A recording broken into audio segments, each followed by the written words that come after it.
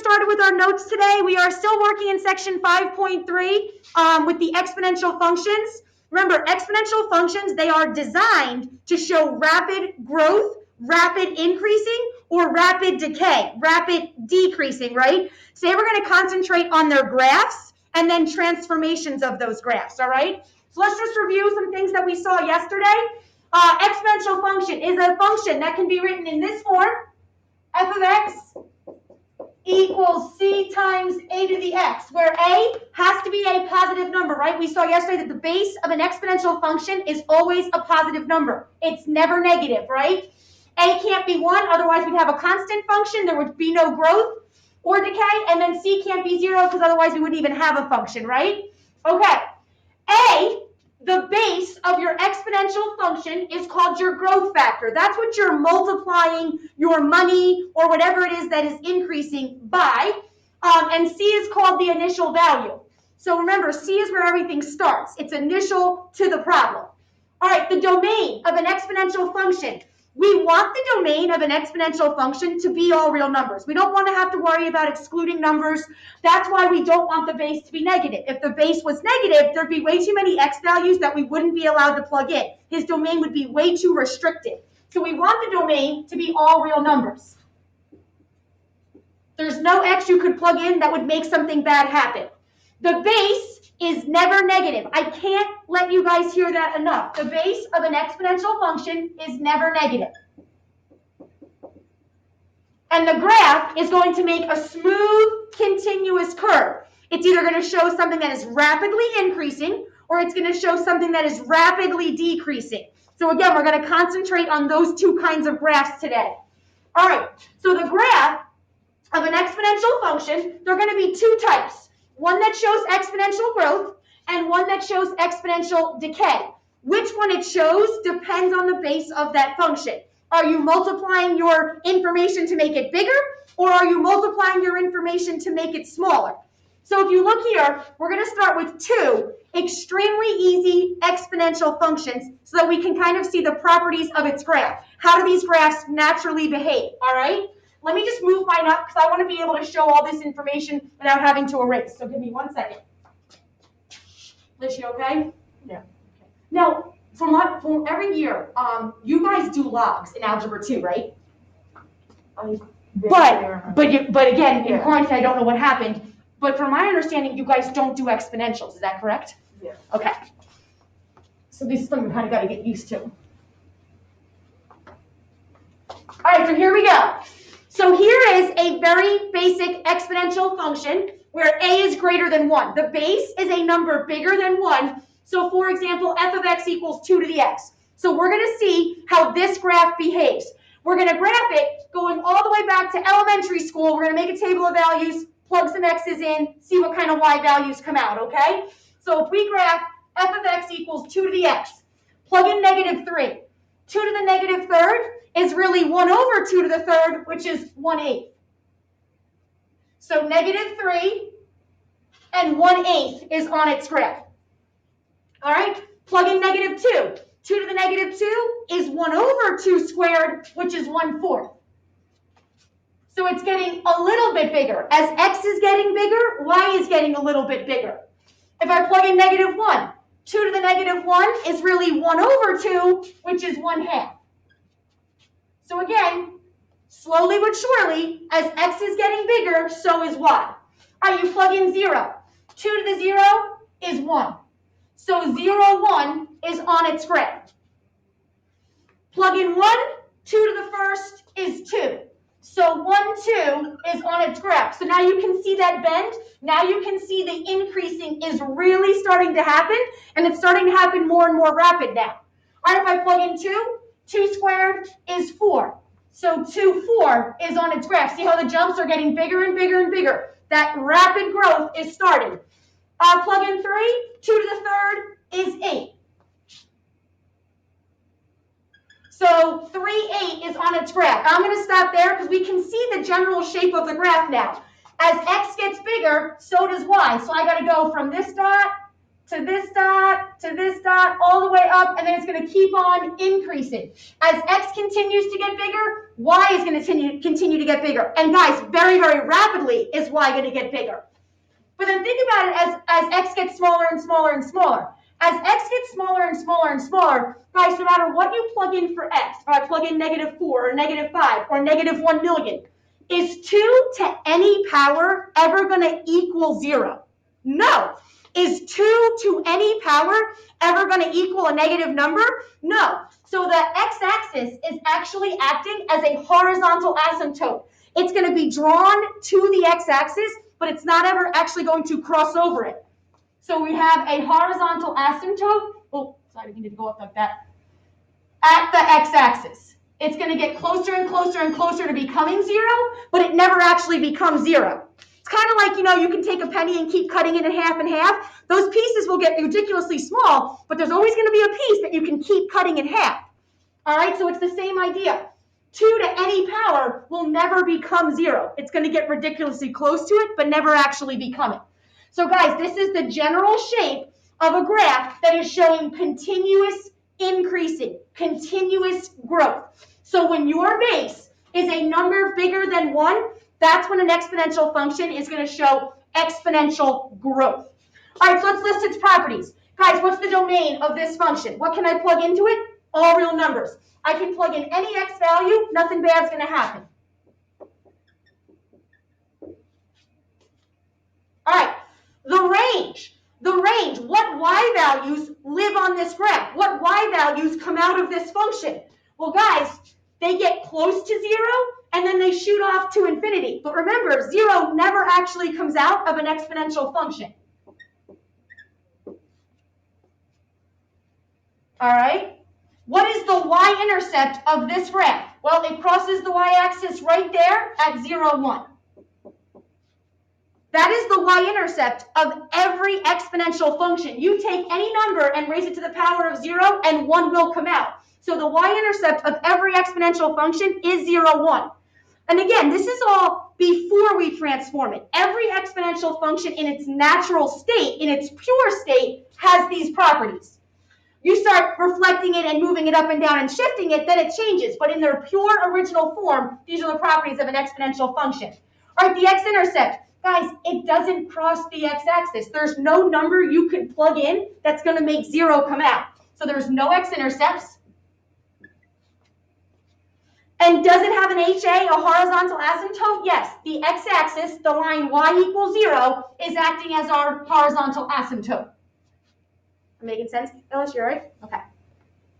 All right, what interval of x is this function increasing on? Well, guys, exponential growth is always an increasing function. It's going to increase on the interval of x's for the entire domain. So all real numbers, it'll increase on the function's entire domain. As x is getting bigger, y is always getting bigger.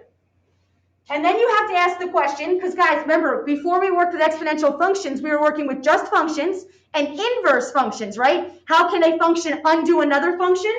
Well, if you're going to have an inverse, you have to be a one-to-one function. You have to pass that VLT and that HLT. You don't want x or y to repeat so that when their x's and y's trade roles, you still have that function behavior going on where one x goes in and only one y comes out. So is this a one-to-one function? Does it pass the VLT and the HLT? Absolutely, yes. So guys, if it's one-to-one, what does that mean? What does it mean? It means it has an inverse. There is a function out there that is going to undo an exponential function. Does anybody know what function undoes an exponential function? It's my favorite time of year when we get to it. Logs. A logarithm is the inverse to an exponential function. So when we want to undo what this function is doing, we're going to use a logarithm in the future, all right? So that means the inverse exists, and it's going to be logs. A little bit of a spoiler alert. Sorry, I hope you guys sleep tonight knowing that logs are coming soon. All right? The graph of an exponential function will always contain these 3 points. It'll always contain the point 0, 1, its y-intercept. It'll always contain the point 1, a. When 1 goes in, the base comes out. The base of your exponential function was 2. When 1 went in, 2 came out. So 1 always makes the base come out. And then -1 always makes 1 over a, 1 over the base come out. When -1 went in, 1/2 came out. 1 over 2 came out. So those are 3 quick points you could always whip up that are going to live on an exponential functions graph. The graph is always a smooth, continuous curve. No holes, no breaks, no VAs, and the graph shows exponential growth.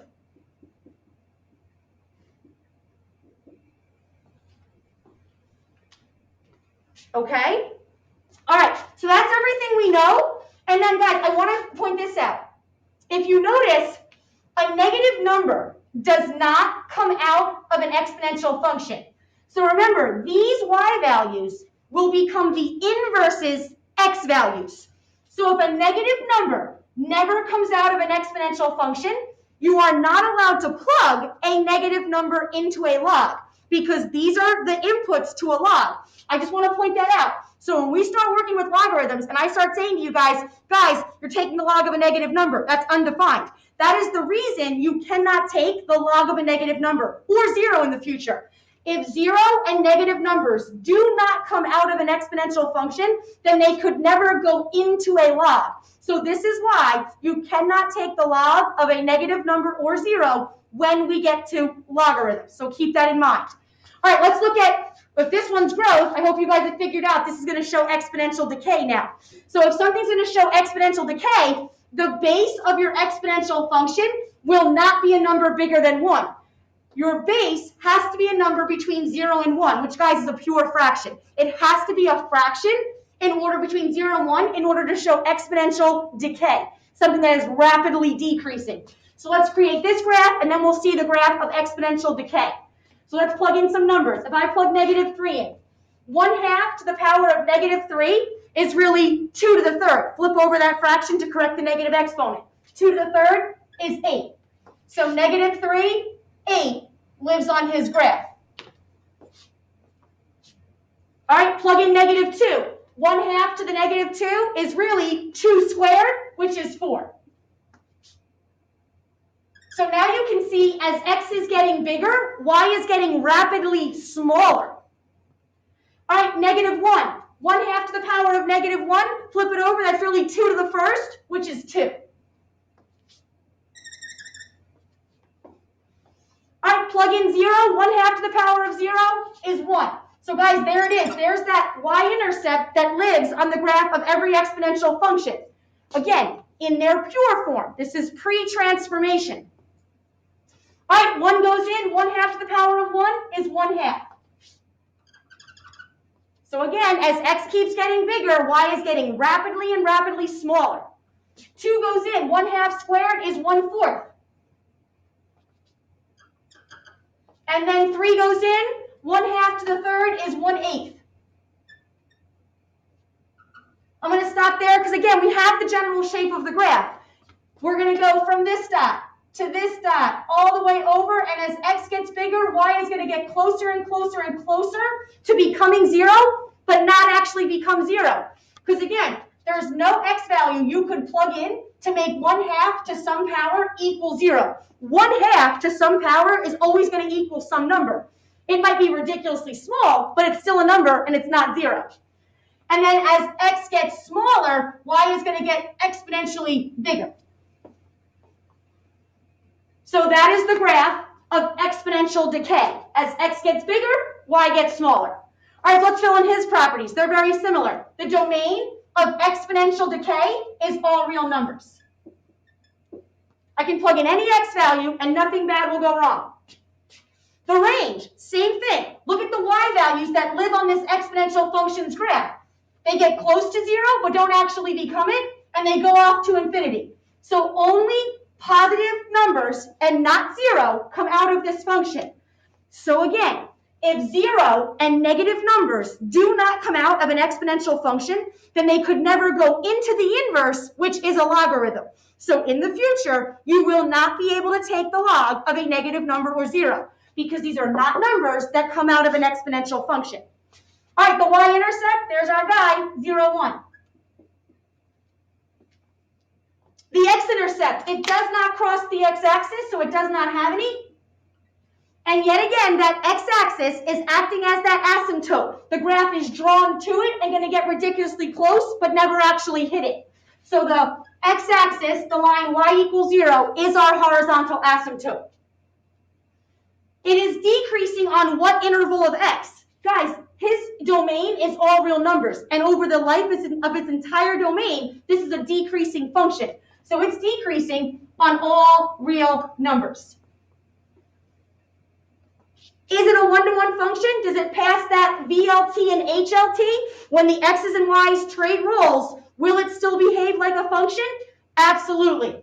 It is a one-to-one function, which again, what does that mean? It means it has an inverse, and the inverse is going to be a logarithm.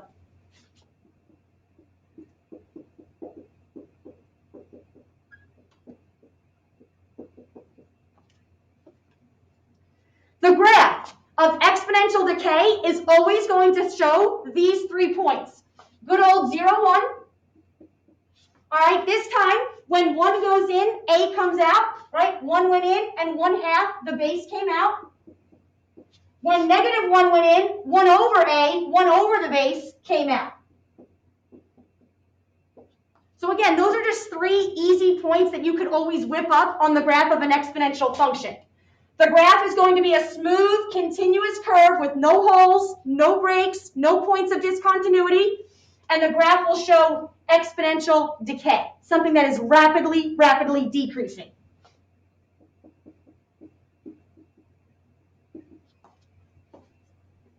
How's that feel? Okay, nice and easy? Okay. All right, at home, everybody okay? Thumbs up, you're okay, you're with me? I know I'm rambling again. Everybody's hanging in there? Okay. All right, I'm actually going to skip one. I like to leave these ones for you guys to try. If you want to try to graph the function 3 to the x, you should see it looks very similar to this. It's going to show exponential growth because the base is a number bigger than 1. I'll let you guys graph this one. F of x equals 1/3 of the x. It should show exponential decay because the base is a fraction between 0 and 1. And it'll look very similar to this, but because the base is bigger, it'll just increase a little bit faster. Because the base is smaller, it'll decrease a little bit faster. That's all it is. All right. So they're going to ask you on your homework tonight, they're going to ask you to take the graph of an exponential function and graph it using transformations. So you have to be able to recognize what's going to make a graph shift to the right, or shift up, or shift down, or vertically stretch or compress, or horizontally stretch or compress.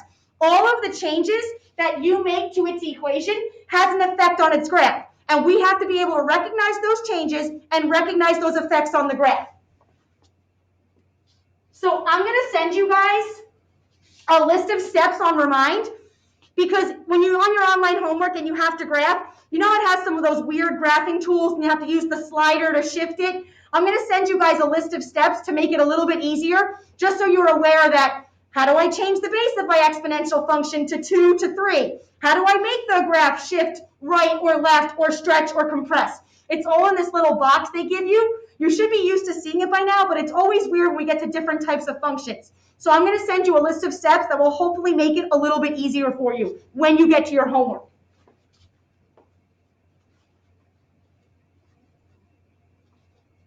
Okay. Well, guys, I put these up here just to kind of refresh your memory about transformations. This is the parent function of all parabolas, right? Of all degree 2 quadratic functions. So if I asked you guys then to graph y equals x squared minus 3, can you recognize what the minus 3 does to his graph? What transformation will it make? Well, remember, things will either shift up, down, right, or left if you use addition or subtraction. Then the graphs will either vertically stretch or compress, or horizontally stretch or compress if you use multiplication or division. And you have to recognize that, remember, x's live inside the function, so the change has to be made to the inside of the function to change x, and then y's live on the outside of the function, so the change has to be made to the outside of the function in order to affect y. So guys, you see here in the original function, you would plug a number in and square it. Here, you would still plug a number in and square it. So we didn't do anything to x. We didn't get inside that function and change the input. I'm going to get the same y value out, but then I'm going to minus 3. So that would shift the graph down 3, because this is going to take the y values and minus 3 from them. This change is on the outside of the function, so it affects the y coordinate only. All right, look here. If this was y equals the absolute value of x, this is the parent function to all absolute values.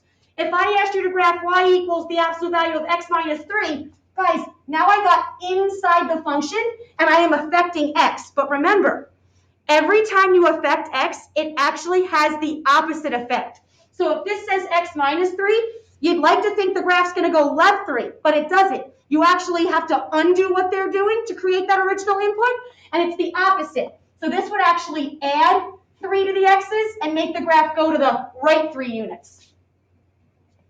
All right, look here. If this is the graph of y equals x to the third, the original form of a cubic function, the simplest version, look at all the changes we've made. The negative 4 is on the outside of this function, so that affects the y's. That's negative 4 times the y's. That's going to cause an x-axis reflection. All the y's are going to be the opposite sign, and they're going to be 4 times as big, vertically stretched. This plus 2, guys, that's on the inside. That's guiding to x. So if we're going to take the x values and add 2 to them, that has the opposite effect. You're actually going to take your x's, minus 2 from them. It's going to send the whole graph left 2 units. And then the plus 1, that's on the outside of the function. So it's happening to the y's. So not only are you going to times the y's by negative 4, then you're going to add 1 to them, and it's going to shift the whole graph up 1 unit. Okay, so I just wanted to kind of go over that with you guys. It looks like we only have a few more minutes left, so I want to get to this graph. So hopefully you get the gist that you have to be able to recognize the change to the equation in order to recognize the change to the graph. All right, here we go. Let's say they asked you guys to graph this using transformations. Our book loves transformations. They want you to graph f of x equals 2 to the negative x minus 3 using transformations. So the first thing I think you guys should do is identify who's the parent. Who's the original exponential function here in his easiest, most simple form? That would be the graph of f of x equals 2 to the x. So that's the graph that we are transforming. We're going to take the graph of 2 to the x, and we're going to make all of these changes to it and move it and change its form. All right? So remember, the graph of 2 to the x, base is bigger than 1. That's going to be a graph that shows exponential growth. So that's what he originally looked like. And now we're going to transform him. So the second thing I think you should do is identify 3 original points on the original function's graph. So guys, I told you 3 x values, 3 ordered pairs that always live on the graph of an exponential function. So negative 1, 0, and 1. They're probably the 3 easiest x values to plug in. So if you plug them in, negative 1, right? 2 to the negative 1, that's 1 over 2. That is 1 point that originally lived on this graph. 0, what do I got? 0 goes in, 2 to the 0 is 1. 0, 1, there's that y-intercept, right? And then 1, 2 to the 1 is 2. So these are 3 points that lived on the original function's graph. Now, let's figure out what changes are being made so I can make those changes to these ordered pairs and have my 3 new points. So guys, let's see what's going on here. 2 to the negative x. Clearly, there has been a change to the x value up there. If you are timesing the x's by negative 1, in reality, you're dividing by negative 1, the opposite. Thank you. You're dividing by negative 1, and either way, it's going to cause the x values to change signs, and it's going to cause a y-axis reflection. So this is, again, I don't care if you say negative 1 or negative 1 divided by x, but technically you have to take the x's and divide them by negative 1. Do the opposite than what is being done here. The other change is this minus 3. That is happening to the outside of the function. So that's happening to the y's. We're going to take the y's and subtract 3. All right, so let's do that. These are the only 2 changes, so let's do them down here.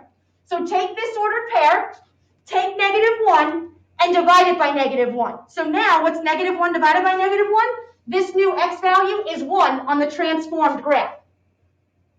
All right, take 1/2, the y value, and minus 3 from it. 1/2 minus 3 is negative 2.5. That is where this graph has moved on the transformed function. All right, go to this point, 0, 1. Take 0, divided by negative 1, it's still 0. All right, take 1, minus 3 from it, that's negative 2. All right, 1, 2. Take 1, divided by negative 1, and now it's negative 1. Take 2 and minus 3, negative 1. And then I'm going to add something.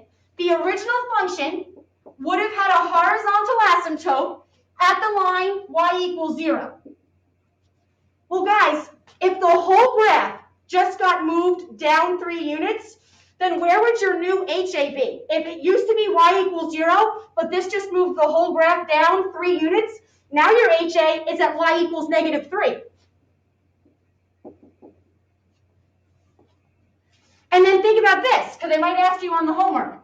The original domain was negative infinity to infinity, all real numbers. Well, no matter what I do to the x's, it's still going to be all real numbers. And the range on the original function used to be from 0 to infinity. But now, if I've taken the whole graph and moved it down 3, that whole graph went down 3. Now the range is from negative 3 to infinity. So let's graph it. 1 to negative 2.5, 0, negative 2, negative 1, negative 1. I got an HA at y equals 3. So the graph is going to hug that asymptote and then shoot off to infinity. And there is your transformed graph that has been reflected over the x-axis, right here to here, and dropped down 3 units.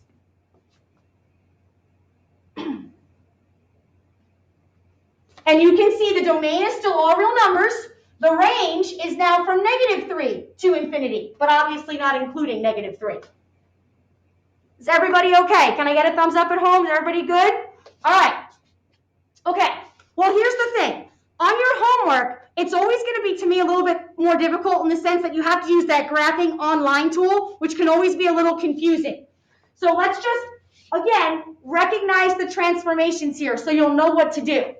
So first thing I would do is, in this problem, recognize the original function, which would be f of x equals 3 to the x. So again, it should show exponential growth in the sense that that base is a number bigger than 1. Okay, so this 2 is new. It's on the outside. So that would be 2 times the y's. So now your graph is going to vertically stretch by a factor of 2. All right, this x is now x plus 1. So that's on the inside of the function. But I would do the opposite. I would take my x's and I would minus 1. So now it's going to shift the whole graph to the left one. So there'll be a little slider where it will say horizontal shift, and you'll just slide it to negative 1. And then the plus 4 is on the outside. So that's the y values plus 4. So that's going to shift the whole graph up 4 units. All right, so as long as you can actually make those identifications, all you're going to do is fill in your little boxes as to what changes you want the graph to make. So guys, on your homework, when you go to graph this using transformations and that little online graph pops up, all I want you guys to do is click on the exponential curve button. You'll see it. Then you're going to click on the point 0, 1 to get you started, because that's a point on every original exponential function. And then you're going to have a box of pop-ups where it's going to be like shift, shift, stretch, stretch. And you're going to have to put all of these into that box and hit save. And then it will automatically graph the transformations for you. Again, I am going to send you a list of steps for that, because I just worry that you're going to be clicking the wrong buttons when you're on your homework. All right? But it's all about recognizing the original function, the original points, the changes, and then make those changes. Is everybody okay? Can I get a thumbs up? Okay. All right. Let me just double check the attendance.